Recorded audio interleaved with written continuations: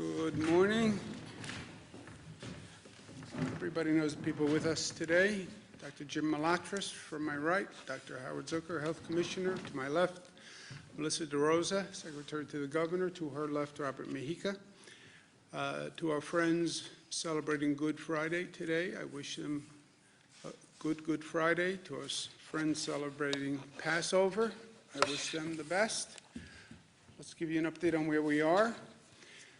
To use an overused term, we are cautiously optimistic that we are slowing the infection rate. That's what the numbers say. That's what the data suggests to us. Change in total hospitalizations is down, not relative to yesterday, but when it's average, the 3-day average on the hospitalizations, you see a dramatic decline in those numbers, and that's obviously very good news. Change in ICU admissions is actually a negative number for the first time since we started this intense journey. That means there are fewer people in the intensive care unit statewide than there were. And again, that's the first time we've seen a negative number, so that's good. The 3-day average of that is down. Change in intubations is a little tick higher than it's been in the past few days, but it's still overall down. The 3-day average is also down. The bad news is we continue to lose a tremendous number of lives and endure great pain as a state. 777 lives lost. I understand intellectually why it's happening. It doesn't make it any easier to accept. What's happening is the number of people who came in 2 weeks ago when we had those very high hospitalization rates. Either you get treated and get better and get discharged, or you stay in the hospital and probably wind up on a ventilator, and the longer you're on a ventilator, the less likely you will come off the ventilator. And that's what's happening now. These lives lost are people who came in at that height hospitalization period, and we're losing them. The number is lower than yesterday for those who can take solace in that fact. As someone who searches for solace in all this grief, the leveling off of the number of lives lost is a somewhat hopeful sign. The number of total lives lost, 7,844. For people, just to put this in perspective, I lived through 9/11, as many New Yorkers did, who are of somewhat advanced age. And I believe 9/11 was the worst situation that I was going to deal with in my lifetime. And to put it in perspective, 2,753 people lost their lives on 9/11. We're at 7,844. So in terms of lives lost, that this situation should exceed 9/11 is still beyond my capacity to fully appreciate, to tell you the truth. We've been watching a spread to the suburban communities around New York City, Nassau, Suffolk, Westchester, Rockland. That seems to have stabilized. We have a couple of hot spots in Suffolk County that we're watching. But overall, we've been very aggressive in the suburban communities in jumping on those hot spots, and the percentage of growth in upstate New York and the suburban areas around New York City has basically been stabilized and flat, so that's good news too.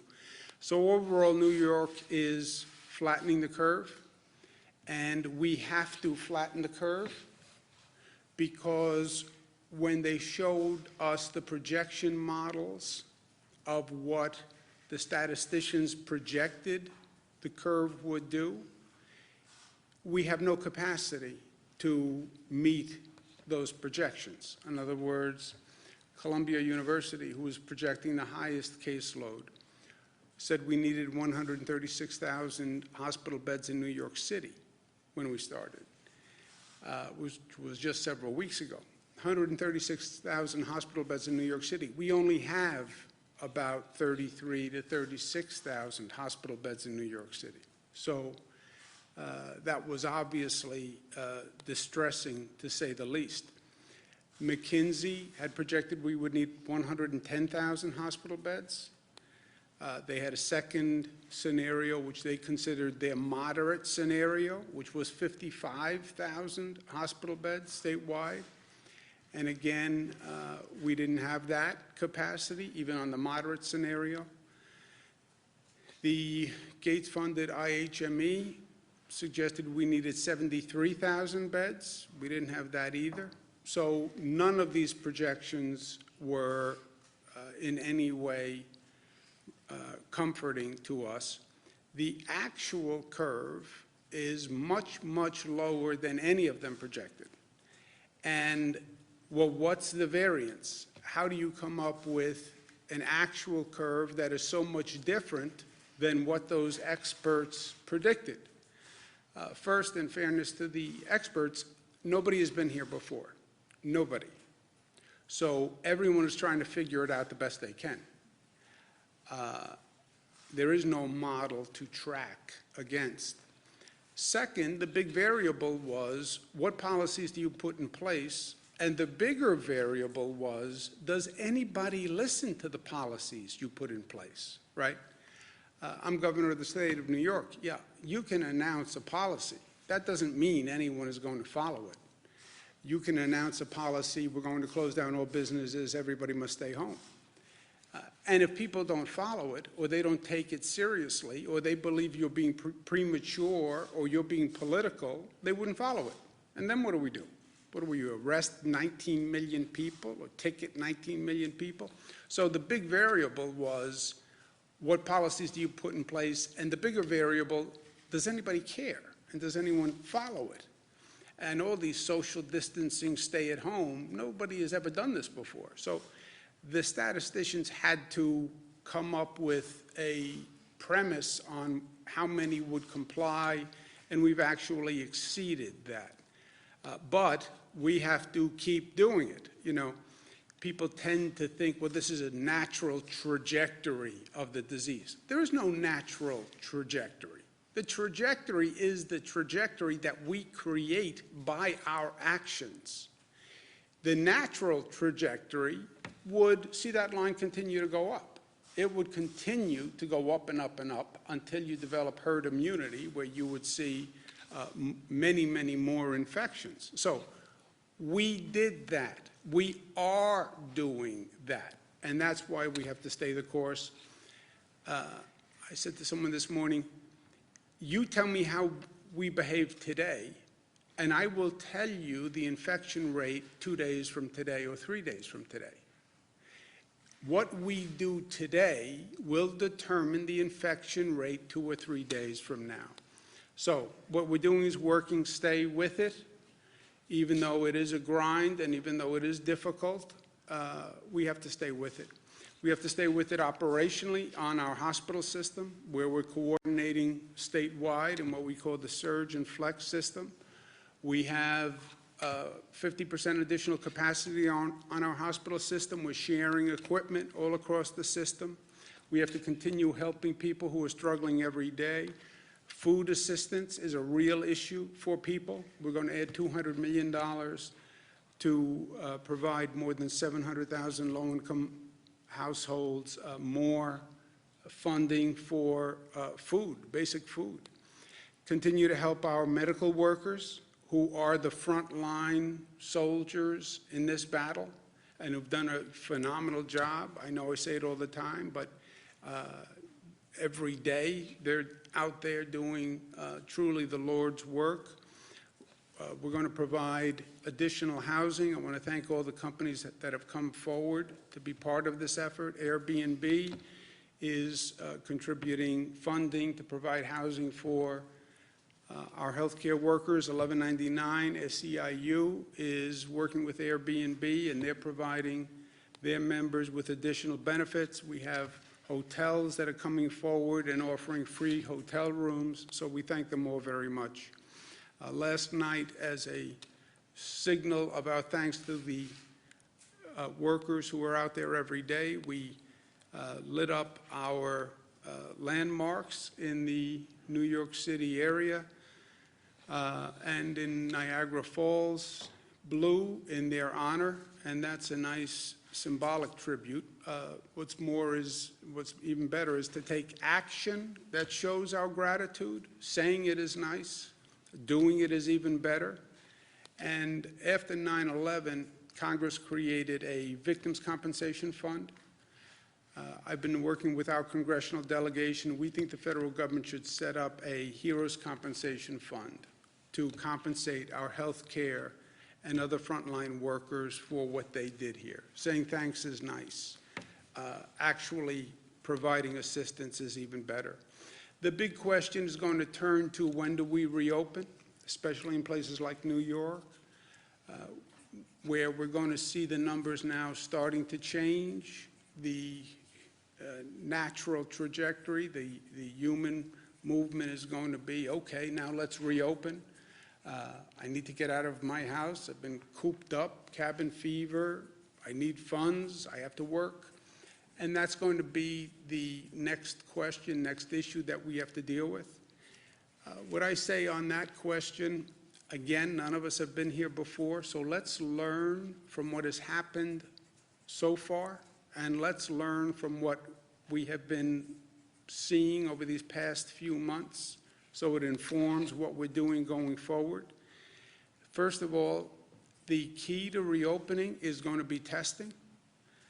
I've said that from day one. It's not going to be a light switch where you flip this economy like you flip a light switch. It's not going to be everybody goes back next Thursday. It's not going to happen that way. It's going to be a gradual, phased process, and it's going to be reliant on testing. Testing of antibodies, testing for diagnostic results, and testing on a scale that we have not done before. Now, New York State has been very aggressive on testing, and our state lab has been very aggressive on testing. Our state lab is now developing an antibody test, which is a fast and not invasive test. Right now, the State Department of Health can do 300 tests a day. By next Friday, they'll be able to do 1,000 tests, 2,000 tests the following week. That's great. Sounds like a lot, but 2,000 tests are still a drop in the bucket. And I'm proud of how New York has advanced on testing. You look at how quickly New York State has moved on testing and how many tests we have done. We've done a higher percentage of tests in New York State than other countries have done. And New York State far exceeds what this nation as a whole is doing on testing. Even with our high capacity and high performance on testing, it's still not enough. It's not enough if you want to reopen on a meaningful scale and reopen quickly. So the testing front is going to be a challenge for us. Well, why can't New York just develop more tests and do more testing? How do we get New York State Department of Health to scale? That's an issue that we've been working on. It's harder than it sounds. You need certain reagents so you can do the testing. You need certain materials so you can do the testing. And it's very hard to get these reagents, right? You're in a situation where countries all across the globe are trying to do the same thing. Federal government has something called the Defense Production Act, DPA, they call it, which I've been saying from day one is a very powerful tool for the federal government to use when they need to secure a product in the defense of this nation. This is in the defense of this nation. The federal government has used it effectively. They've used it in this situation more as a point of leverage than anything else, basically saying to a company, you know, we need you to do this. We do have the Defense Production Act that we could use, but we need an unprecedented mobilization where government can produce these tests in the millions. New York State Department of Health is doing several thousand. We have 9 million people we want to get back to work. You need more than several thousand tests per week if this is going to happen anytime soon. Private sector companies on their own, I don't believe, will be able to come to scale. We're working with the private sector companies. They have the tests, but they don't have the capacity to come to scale. You're going to need government intervention to make that happen. And the federal government is in the best position to do that. New York State offers to be a full partner with the federal government. We do have the largest number of cases in New York. New York is an economic engine. I can't do it as a state. If I had a Defense Production Act in the state, I would use it. I would use it. I don't have that tool. The federal government does. Any way we can partner with the federal government to get these tests up to scale as quickly as possible, we are all in. I like to operate as a coalition with New Jersey and Connecticut because we are the tri-state area. I've spoken to Governor Murphy of New Jersey. I've spoken to Governor Lamont of Connecticut. They would join in a testing coalition.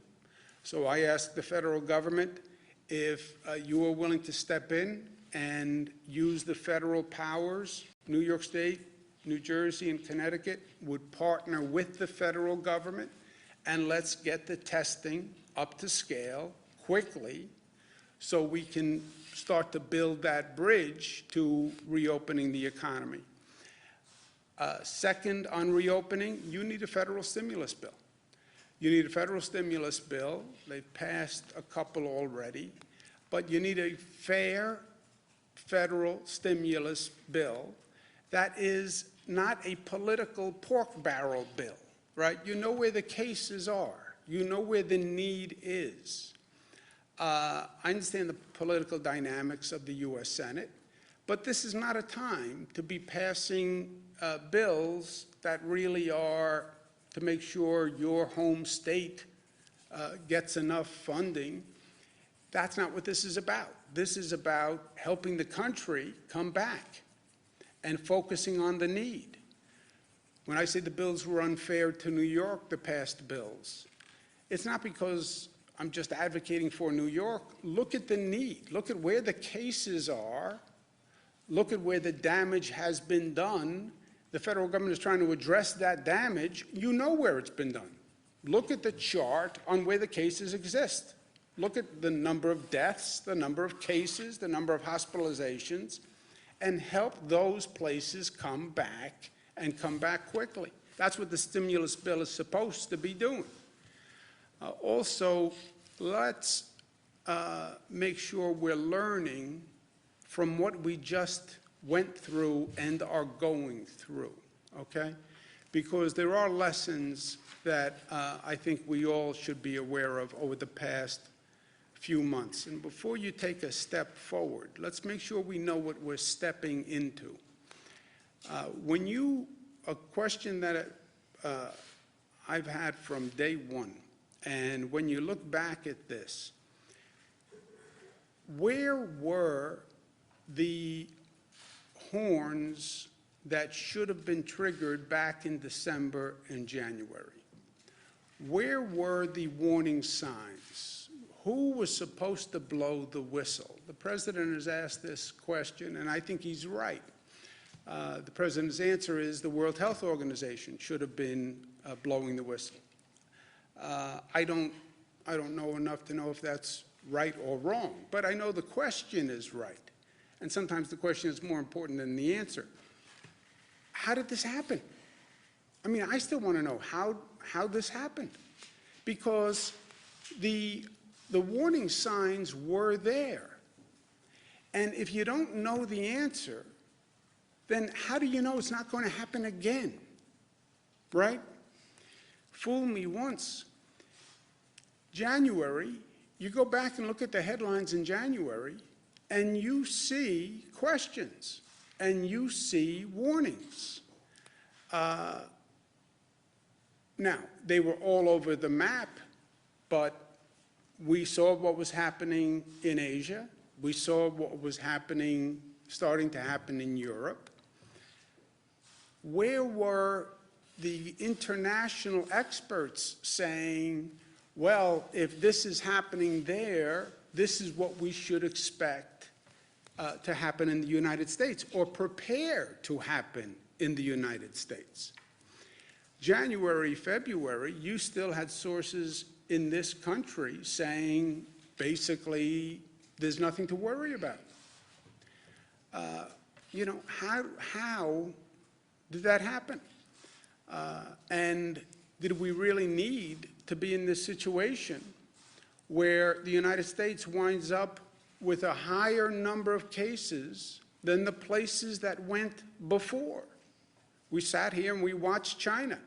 China winds up having 84,000 cases. We wind up having 474,000 cases. I mean, how does that happen? We saw South Korea. They wind up with 10,000 cases. Italy, where we saw a collapse of the whole health system, winds up with 143,000 cases.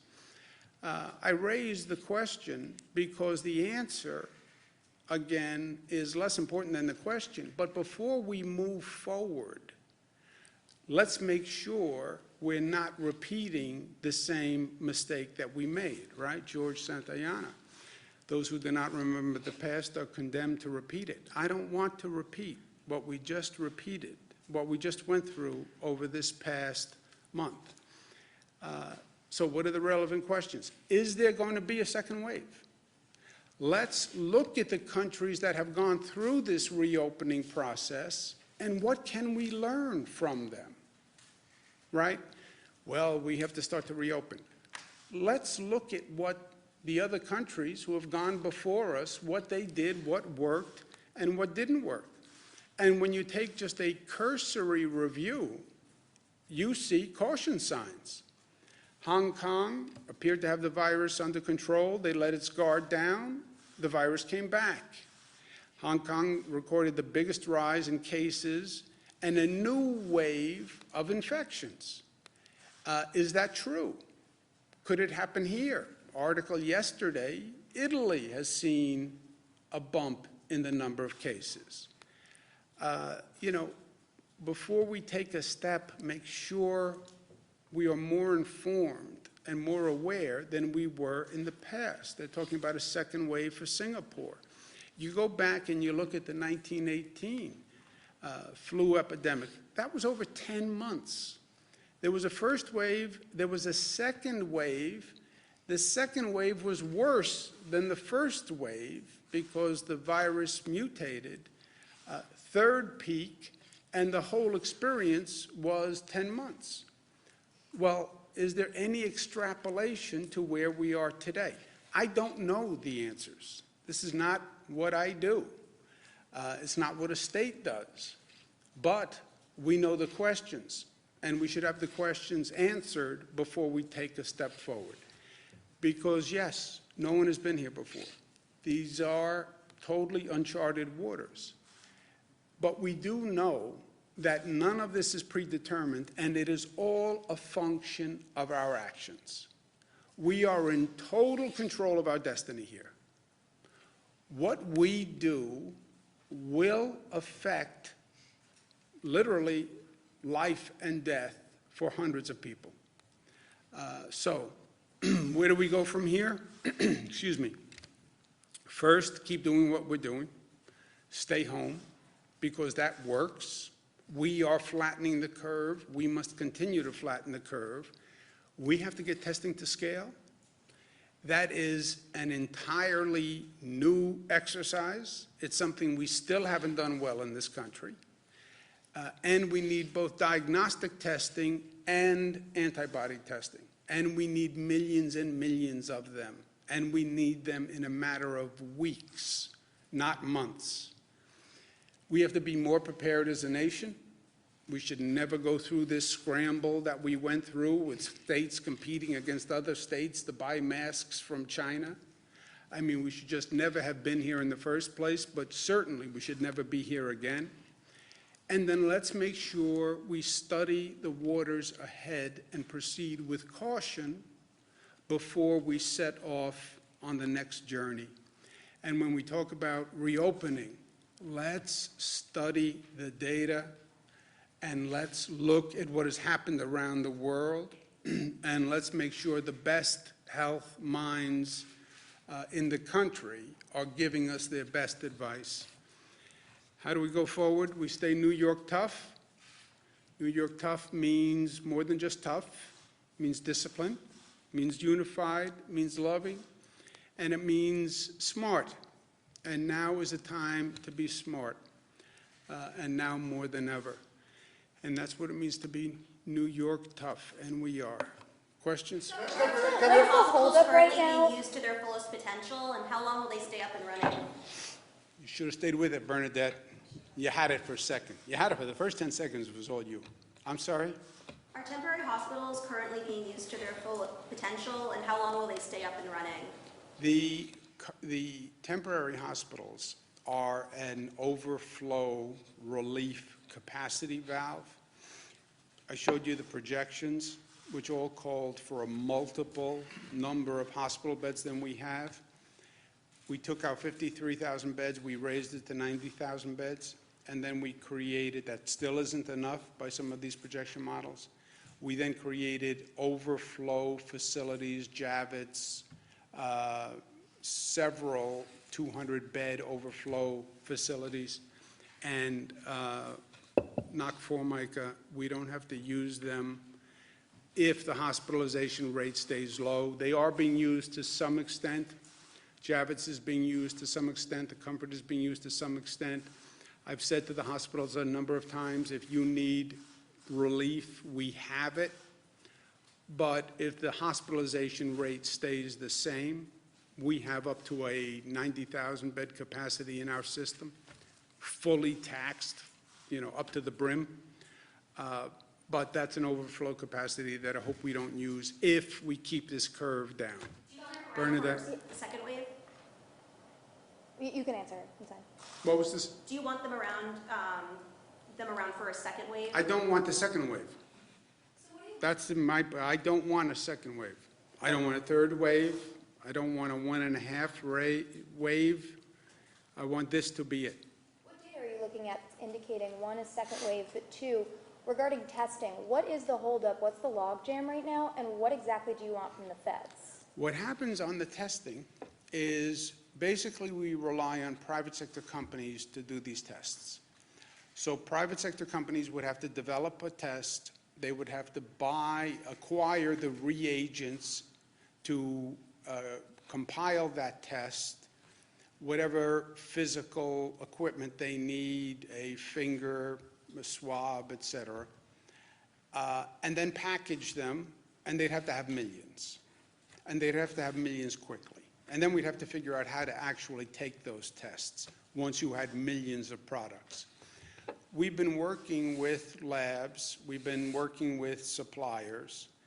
That is much easier said than done. We haven't found a private sector company that can come up to scale that quickly. They can't get the reagents. They're not equipped. We said a few days ago, we asked private sector companies to come forward that we would invest with them to develop capacity and scale.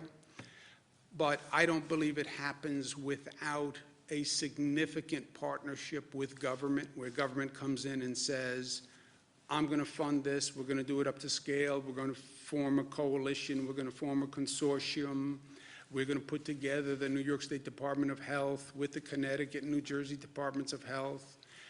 We're going to acquire the reagents from other countries. I don't even know that you can get all the supplies in this country. So it's not an art form per se. We have the test. There are private companies that have the test. The art form is coming up to scale that quickly. It's the mobilization, the creation of the operation that can make millions and millions of tests, right? You could use 10 million tests in New York tomorrow, just on the going back to work. By the way, I would love to see people before they go into a nursing home in the new normal. Before you start visiting people in a nursing home, you take a rapid test at the front door. and you get the results in 20 minutes before you walk in to visit someone. Healthcare workers, test them all. But that's millions of tests. Now, again, how do you make private sector companies do this? You don't, if you're a governor. If you're the president, you have something called the Defense Production Act that can fund and mandate actions by private sector companies. And again, this is, the private sector company would get paid, God bless them, let them make a profit at it, but we need a tremendous, mind-boggling increase in volume quickly. And I don't believe just waiting for the private sector companies to come up to scale, you're going to see it in the time frame that you need to get it done. How many, you're saying millions and millions, but how many? Well, we have 19 million people in the state of New York. You'd want to start by testing everyone, right? You'd want to test people who would be going back to work, test people going into nursing homes, test healthcare workers. But, yeah, I mean, in New York, 30 million tests you could use. As many as you can make, you can use. That's just New York. That's without New Jersey. That's without Connecticut. That's just the tri-state area.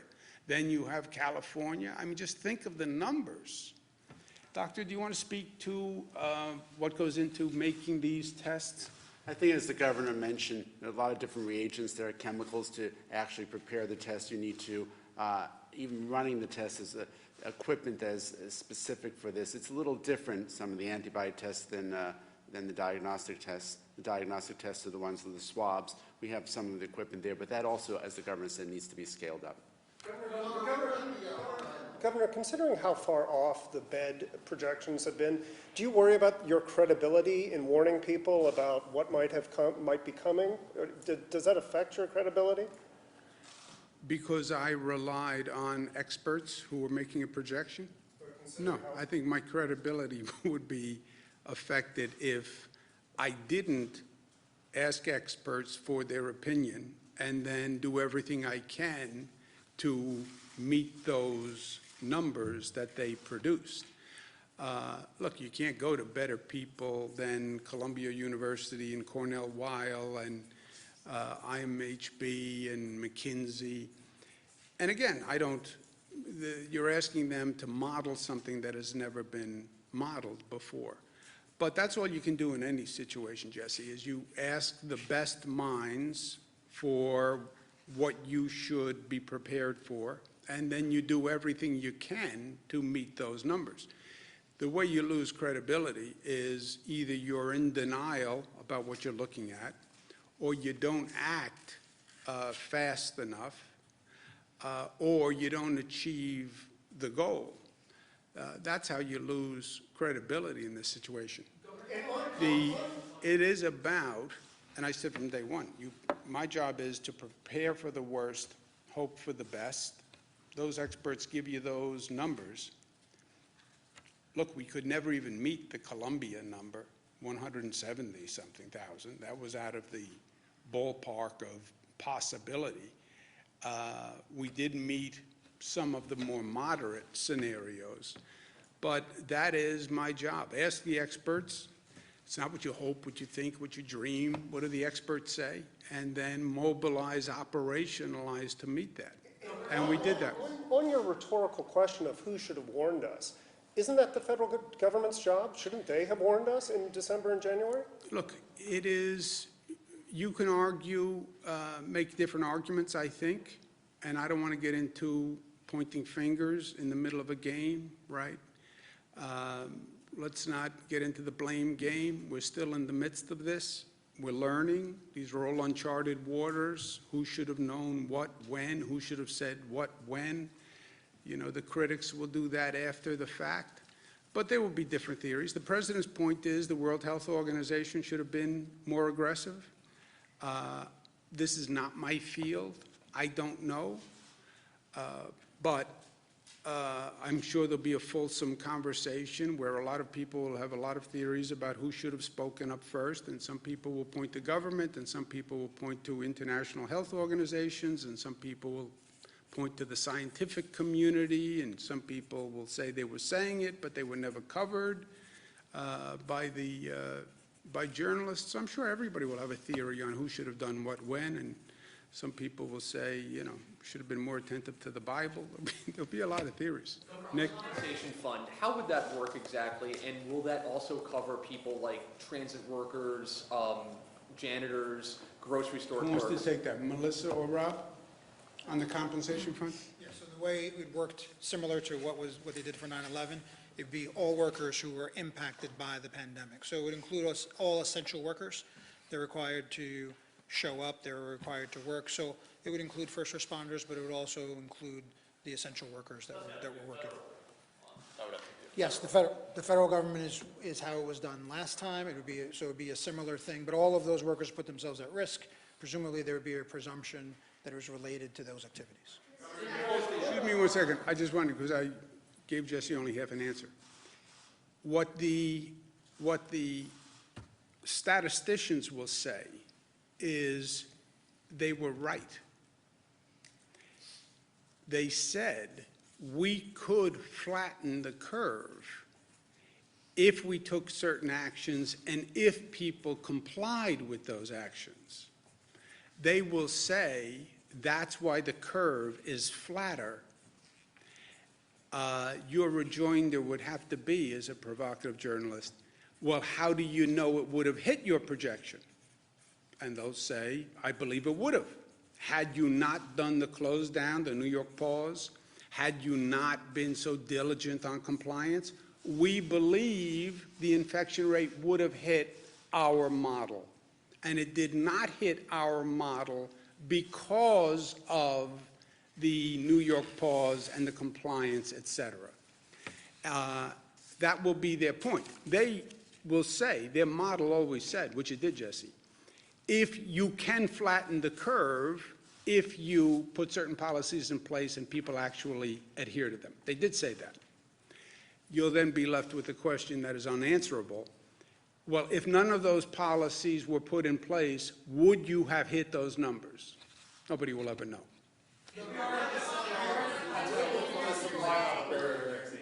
Governor, what's the status of the PPE and ventilators? Is the state still trying to acquire more of that? We're okay right now. We're okay. So we're not trying to get more PPE? Well, PPE you need every day. We have a stockpile where we are now relatively comfortable. Remember what we're saying to these hospitals. They're all uncomfortable. If you ask any hospital, do you have enough PPE, they will say no. It's like asking a budget director, does he have enough revenue? They will never say yes. And these hospitals are accustomed to having 1 month or 2 month stockpile. They're now looking at several days of stockpile. So they are all uncomfortable. But we only have several days for any hospital, and we do have several days for every hospital, and we do have a supply that's coming in. So compared to how we have been operating on this new dire circumstances, we are relatively comfortable with ventilators and PPE if, big if, big I, big F, if the hospitalization rate stays down, which will only happen if we continue to do what we need to do. Can I just, sorry, just one Excuse me second. one If second. I could just make one caveat, Josefa. There are certain hospitals that we get anecdotal reports on that are continuing to operate under the crisis conservation guidelines on PPE, where they ask people to wear PPE for days at a time versus what the ordinary protocol is. And as we're hearing those reports, we are reaching out to the hospitals and making sure they have the supply that they need so that they don't have to operate that way. Excuse me 1 second, just Melissa's point is well taken. Every day we have a call with all the hospitals, and every day they tell us if they need something that day. And whatever they need that day, we get them. So we do it on a daily basis right now. Golf courses, the decision to close golf courses yesterday, what was the rationale for that? And like, could people still walk on the golf courses? Can they take out a few clubs? I mean, what's the? What are the full requirements on golf courses? Joe Spector wants to know, being he's a golfer. Who knows the full, can you walk on a course with clubs if you don't hit a ball? It's a good question. It's a highly, we're going to have to litigate it. Joe wants to know, can he walk the course with clubs if he's not hitting a ball? There's no golfing, it's an extension of, there's no basketball, there's no tennis, there's no any of these things. We're encouraging people to stay home to the extent that people are getting out and doing exercise. We don't want there to be a situation where there's caddies, where there's group activity. If you're golfing, there's not just two people golfing, there's someone running the golf course, and it's counter to the other messages that we're sending. So yes, ESD made the decision to close golf I courses. would argue, if I were you, I would say I'm hiking the golf course. You could say I'm hiking the golf course, because hiking is allowed. So I would say I'm hiking the golf course. That'll stymie them, Joe. Yeah, Nick? We heard a lot about, there's way more bodies being buried in Hart Island than there have been in the past. What do you know about Hart Island? Do you know if any COVID-19 positive people have been buried there? I know Hart Island. I know nothing about Hart Island and burial of COVID people. Is that something you would be briefed on, or you would find out about? I'm normally not briefed on Hart Island, but I can inquire for you and we'll get back to you. The unemployment piece. Let's do someone who hasn't asked a question. How is the antibody test administered that you're working on right now? Sure. So right now, it's a blood test, just like any other blood test, but we're working on a way to do a finger stick or a heel stick, very much like we do newborn screening tests, and use that blood spot as a test. How much longer will New York be losing 800 people a day? And how many people does it look like we're going to be losing now? The projections suggest, well, first, we didn't lose 800 people today, right? 777. The healthcare, what they have done in healthcare in this state is amazing. And the numbers of loss are staggering. The numbers of lives they saved are also just staggering. They've saved tens of thousands of lives, right? We hope that we have seen the worst.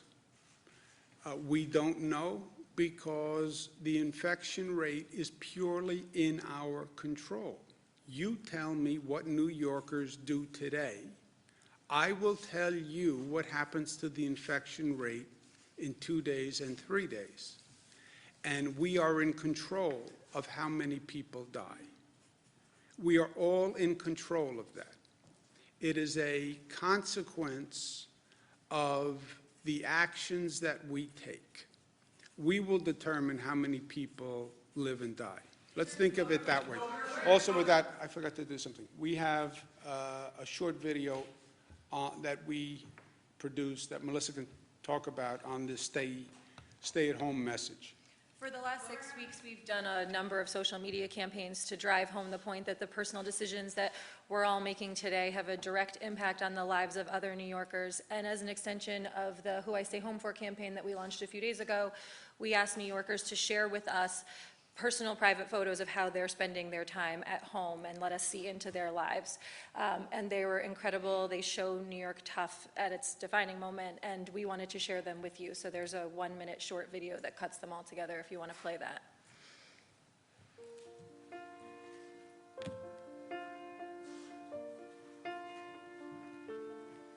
Step one, you say we need to talk. He walks, you say sit down, it's just talk. He smiles politely back at you. You stare politely right on through some sort of window to your right. As he goes left and you stay right between the lines of fear and blame. You begin to wonder why you came. Where did I go wrong? I lost a friend somewhere along in the bitterness, and I would have stayed up with you all night had I known how to save a life. We have to stay home. It's all they're asking us to do. It's not that hard. Let him know that you know best. That's beautiful. The statisticians, when they did their curve, did not know how New Yorkers would respond and didn't know whether or not New Yorkers would comply. And they didn't know how unified New Yorkers can be and how responsible they can be and how caring they are and how they rally for one another. That's what they didn't know. And that's what they couldn't count in those models. They couldn't count the spirit of New Yorkers and the love of New Yorkers to step up and do the right thing. That's what they couldn't figure out on their computers. Let's take one more. Someone who didn't ask. What is the state doing for the minority groups who are the more affected for the COVID-19? I'm sorry, I didn't hear the question. What is the state doing for the minority groups who are the more affected by the COVID? One of the positives I think we can find in all of this, and there are lessons to learn, there's no doubt, many, many lessons. But one, I don't think anyone is surprised that we have a higher incidence among the African American Latino community. Luckily, the disparity in this state is not as nearly as bad as we see in other places in the country. But there's no doubt systemic racism in our society still, and there's systemic structural inequality in our healthcare system. We are going to do more testing in African American Latino communities. We opened more sites yesterday. We want to find out more information than we've ever found out before. We have the State University of New York at Albany that's going to be working with the Department of Health and Northwell to find out why, first of all. They'll say, well, more comorbidities in the system. They'll say people had less access to health care. I also believe it's partially because you have more African Americans and Latinos in the public sector workforce. More of them were essential workers. They had to go to work. They didn't have the luxury of staying home, frankly. They didn't have the luxury of going to their second home. They didn't have the luxury of going to stay with their sister in some other place. They had to go drive the bus, and they had to drive the train. And they had to go to the hospital because they're the healthcare workers. So let's understand it, let's learn about it, but then let's fix it. Let's fix it. And let's use this as a moment to understand the injustice and remedy it. Thank you very much. I'll talk to you tomorrow. Say again? Should pay raises for statewide elected officials be frozen? Good, it's up and running this morning. Freezing the salaries for state workers now, and we'll see how the budget goes. Done about 6,000 calls so far this morning in the